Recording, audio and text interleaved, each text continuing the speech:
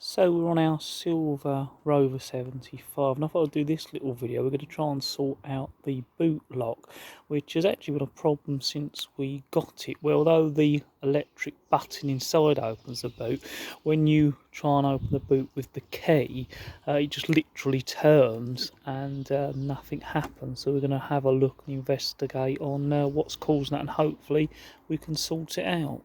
We've got the boot lid open, and now it's a case of removing these little plastic clips that run all the way around the boot there and past locking mechanism, so we can get a look in.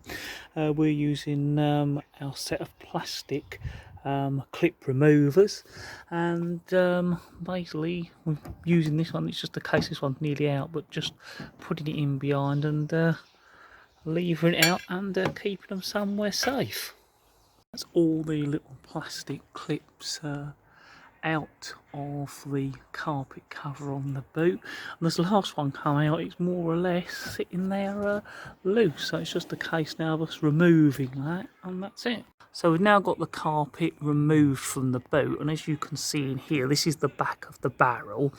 This is the mechanical rod that undoes the latch over here on the boot. What we've found is we've removed this rod because it looks like when you turn the key there's obviously something broken in the barrel because it cannot move this rod. But on removing this rod, we found that actually when you push the switch over, you heard that, the lock operates electrically. So the key is a mechanical and an electric switch in one, which we weren't aware of. So that's very interesting. The next stage we're going to do is disconnect the electric wire, which the plug is here, and try and remove this barrel, and hopefully we can find out why it's not operating the lock, because the lever operates the lock and so does the electronic switch. When you turn the key, none of them activate, so there's obviously something broken in the barrel. So that's the next stage for us to do, but I thought I'd just show that because that was quite interesting for us to discover. We've removed that little piece of plastic mechanism from the bottom of the barrel on the boot.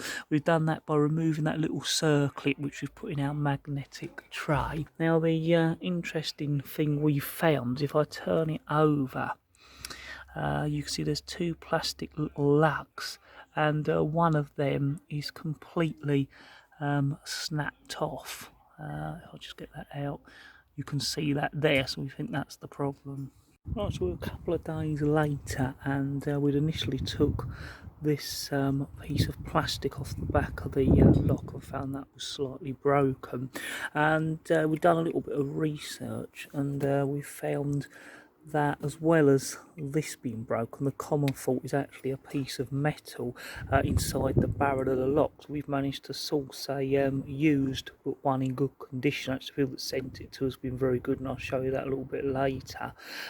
So we're going to take out the lock barrel out of here, which is a job to really show you, but there's two Phillips screws in inside there. So hopefully that gives you a better view. One screw's in and one screw's removed. Right, so the next thing to do is now remove the barrel out, and what you've got to do is twist it round.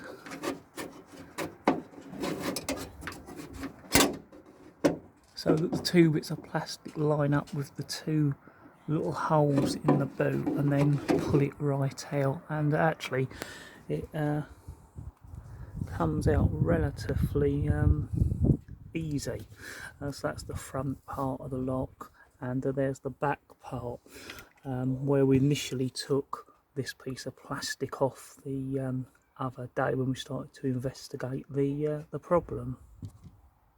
Just on close inspection you can see that definitely something in there is broken, so hopefully we can swap those parts over. So while we've got the lock removed, what I will do is just clean in this piece of paint with a bit of spray and shine, just so that's not dirty and gungy when we put the lock back.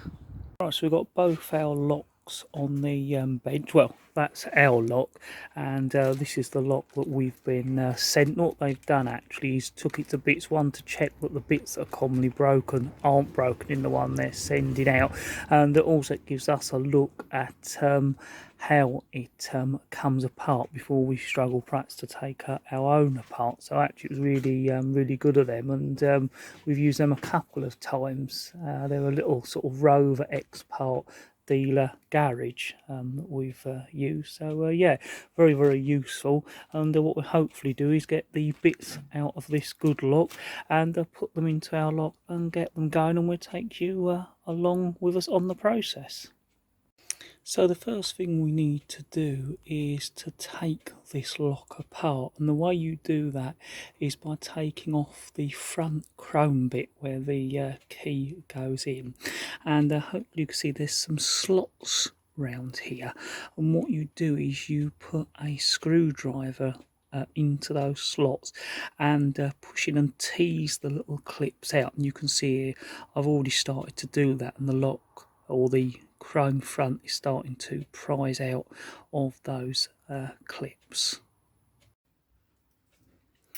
So as you can see, I'm just going to continue teasing the front part off, and as you can see there, it's coming away, and it should be a case now that you're able to pull this front bit gently off, and that exposes the barrel. So the barrel should then just gently tease out, and here are the broken parts of the look, which we'll have a little bit more detailed look at in just a minute, but that's more or less it. So it's just a case of gently teasing round these slots with a screwdriver, and you can see there they're like little lugs that clip into these little slots. So it's just a case of teasing them off, removing that off, and then your barrel will come out. So the last thing to do is to remove what's left of the broken lock, and as you can see it just slots in to the lock each side like that, and it's just a case of pulling it out and removing it, and that will go with the broken parts of the lock. Right, so what I've done is laid it out in the order that this lock has come apart.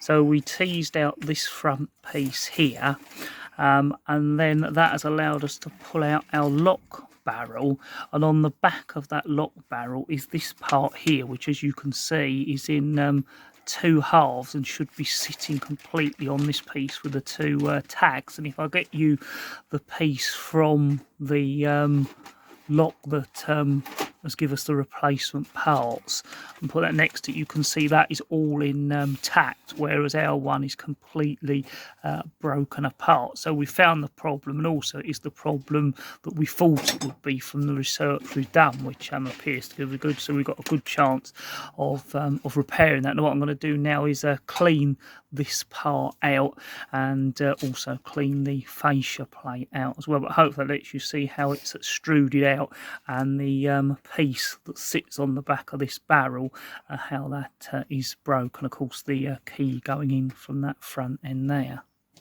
Right, so I've cleaned this plastic outer shell of the barrel out. We've cleaned up the front chrome key protector plate as well, and also swapped over the bits that were broken from our replacement spare locks. That was this piece of plastic and this piece here, and we've put those broken bits with the spare lock, because of course there's some other bits in there that could be useful in the future. And what I've done is kept it in the layout in which it comes to bits as well. So I've slightly altered the camera around to give you a better view of what we're doing, and hopefully I can show you all the pieces. I've still got it laid out in the way it came to bits, so we can put it together back in that order. Of course this is our barrel, which was what we want, and this is the piece that was broken on our lock, and we've now got the replacement piece to put in. Now on our barrel you've got these two slots here, and that's how this piece should go on. So it's just a case of putting that over those slots and then pushing that in like that, and actually it goes in quite nice and easily. Yeah, so what we're doing is keeping this front key protector flap on just to make it easier and another less part to come to bits. So now that's on, it's a case of putting this back into the barrel, and hopefully it'll kind of self-locate as we push it back in.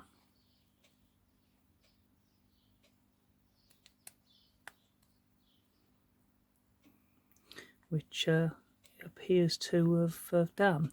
So that's now the barrel back into the outer plastic shell. So what we're going to do now is put this top piece back on.